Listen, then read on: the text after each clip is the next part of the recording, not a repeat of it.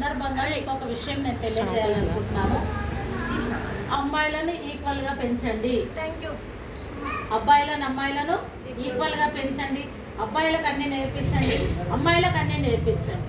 ఎందుకంటే సమాజంలో జరుగుతున్నటువంటి ఎన్నో రకాల సమస్యలు చూడండి. వరకట్న ప్రాబ్లమ్స్ అయితే ఎంతోమంది అమ్మాయిలు ఆత్మహత్యలు చేసుకొని చనిపోతున్నారు. మీకు ఒక సంగతి తెలుసా? అమ్మాయిల రేషియో తగ్గిపోయింది.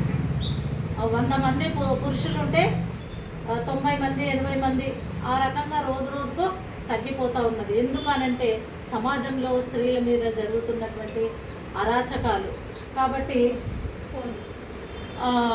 ఆ రకమైనటువంటి సమస్యలు రాకుండా ఉండాలంటే ముఖ్యంగా అబ్బాయిలను మనము సమాజంలో ఎలా బ్రతకాలి, ఏ విధంగా వాళ్ళని పెంచాలి, ఏ విధంగా స్త్రీల పట్ల ఒక మంచి ఒపీనియన్ కలిగి ఉండాలి. ఒక తల్లిని భార్యను తప్పిస్తే మిగతా వాళ్ళనంతా అక్క చెల్లెళ్ళుగా భావించాలి అనేటువంటి నేర్పించవలసినటువంటి బాధ్యత తల్లులదే. అర్థమవుతుందా? ఫస్ట్ టీచర్ పిల్లలకి ఎవరంటే తల్లే. ఫస్ట్ టీచర్ ఎవరు? తల్లి. తర్వాత స్కూల్లో వేసిన తర్వాత టీచర్ అవుతారు. కాబట్టి తల్లి అనేటటువంటి వాళ్ళు అబ్బాయిలను పెంచేటటువంటి పద్ధతిని కొంచెం మనము మార్చుకొని వాళ్ళను ఒక మంచి రూట్లో తీసుకెళ్ళవలసినటువంటి బాధ్యత ఈ ఉమెన్స్ డే సందర్భంగా నేను గుర్తు చేస్తున్నాను. ఇది చాలా చాలా ఇంపార్టెంట్. మనం ఎన్నో చూస్తూ ఉన్నాం టీవీ న్యూస్లలో, యూట్యూబ్లలో ఎన్నో సంఘటనలు కదా. మరి ఇంకొక విషయం ఏంటంటే అమ్మాయిలు పెళ్లి చేసుకోవాలంటే భయపడుతున్నారు. అమ్మాయిలు పెళ్లి చేసుకోవాలంటే భయపడుతున్నారు. ఎందుకంటే తెలుసు కదా మనకు, అమ్మాయికి రక్షణ లేకుండా పోతుంది.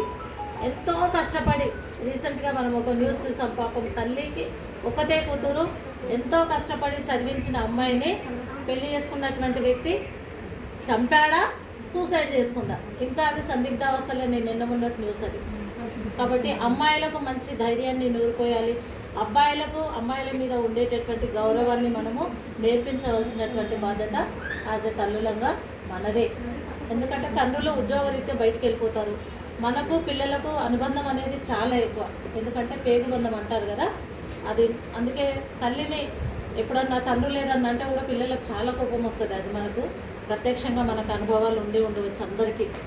కాబట్టి ఈ సందర్భంగా మనము ఈ విషయాలను మనం మనసులో పెట్టుకొని ఈ ఉమెన్స్ డే ఇంకా భవిష్యత్తు కాలంలో మనం చాలా బాగా ఘనంగా చేసుకోవాలని కోరుకుంటూ ముగిస్తున్నాను. Thank you.